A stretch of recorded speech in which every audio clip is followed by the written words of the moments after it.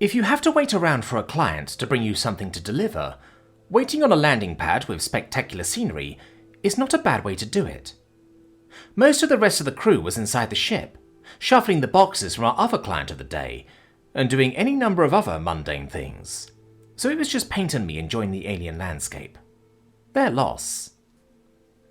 I was appreciating the views while Paint was really there for the smells. I kept pointing out particularly vivid splashes of colour among the sea anemone-shaped trees, while Paint caught whiffs of enticing things. "Oh, what do you think their sharp scent is?" Paint asked when a cool breeze gusted past. She pulled her heat scarf closer. She was also wearing a heat sticker plastered to her scaly chest, which seemed like overkill to me. But I wasn't a cold-blooded lizard alien. I just had a sweater for the chill. "Your guess is better than mine," I said, sniffing the air. "I'm going to go with some sort of plant." A cheerful jumble of musical notes chimed from the tree line, where winged fauna hid among tentacle branches. It sounded remarkably like several ringtones going off at the same time. I was about to ask Paint if she thought it was animals imitating tech, or maybe just a coincidence of evolution, when wild flapping heralded an explosion of feathers across the clearing. Colourful bird things soared over us, their wings a riot of fiery shades, and their bodies lined in speckled back feathers over bright blue scales. It was a glorious streak of colour, and they sounded like a pair of phones all ringing at once. I had to grin at the sight. Paint just said, "I think they're the source of the smell. How lovely." Then, a straggler flapped out after the others and I stopped grinning. It was trailing a plastic bag caught around his foot, just like the one still causing trouble for animals on Earth. The poor thing must have been scavenging in town. By the time it collapsed halfway across the clearing, I was already moving, tugging my sweater off and sneaking up on the bird. Paint squeaked. "What are you doing?" "It needs help," I said, keeping my voice low. The alien bird was breathing hard from the effort of fighting that much extra drag, and hopefully no additional problems. It hadn't noticed me yet. "Why is that your responsibility?" Paint hissed in concern. "It could bite you. You don't even have scales and you're not wearing an exosuit. Why did you just take off your soft armour?" "It's not my responsibility," I murmured, "but somebody's got to." I eased forward and took a long-legged jump to land, with one foot squarely on the bag, then tackled the bird to wrap it in my sweater. It, unsurprisingly, objected, and it was stronger than it looked. "What are you doing?" Paint repeated. "You'll get hurt." I fought to get a hand around the bird's head and keep it from pecking me anywhere important, while also holding its wings in. It did its level best to accomplish fight and flight at the same time. It even regurgitated a splash of food, which I managed to barely dodge. It smelled unpleasantly fishy.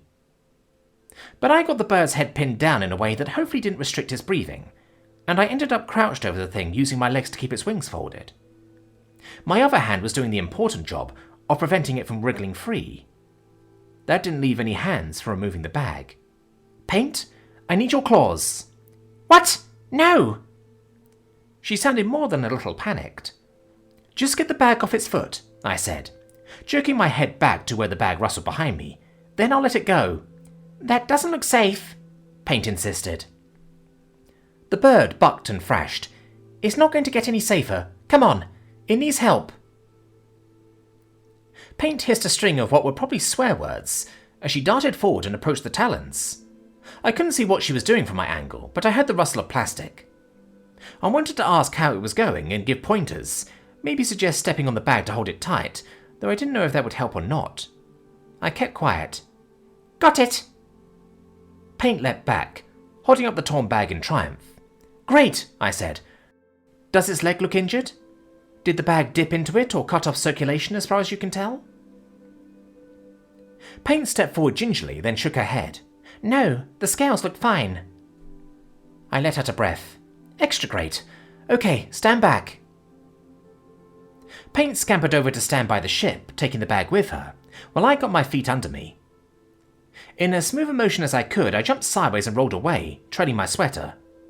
I would have preferred to stand and exit with dignity, but this was faster.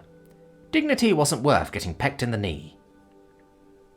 In a whirlwind of feathers, the scaly bird scrambled into the sky. I sat up to watch it go. While I expected a dramatic arc into the distance, it only got as far as the biggest amoeba tree.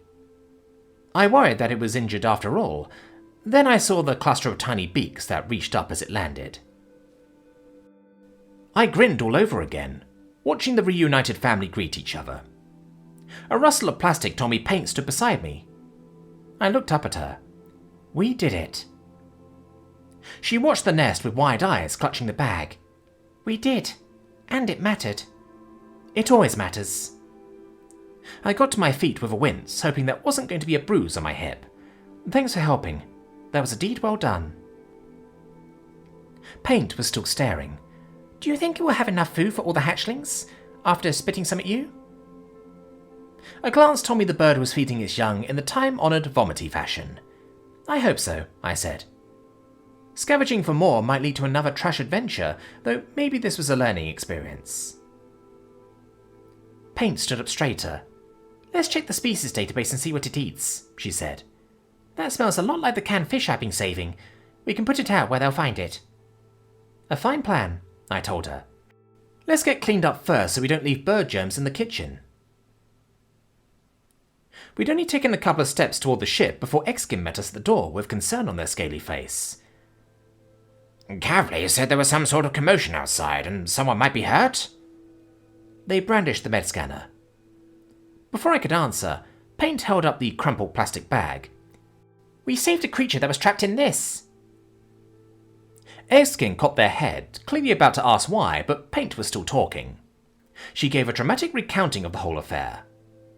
Exkin turned on the scanner and checked us both for contamination while she talked.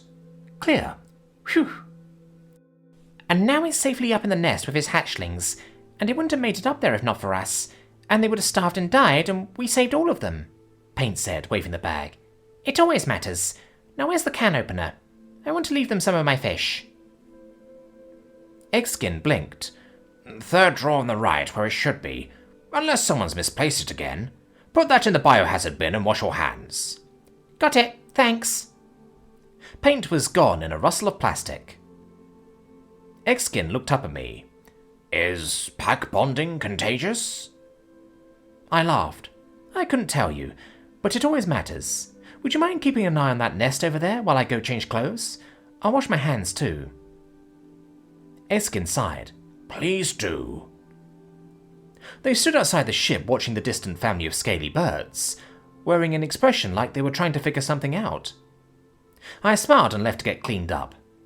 I checked the species database afterward. Maybe I had some food they'd like too.